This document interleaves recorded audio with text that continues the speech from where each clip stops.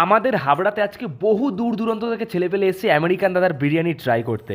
আর আমরা যখন দুপুরবেলায় গেলাম দোকানের সামনে, লেভেলের ভিড় ছিল ভাই, মারাত্মক ভিড় ছিল।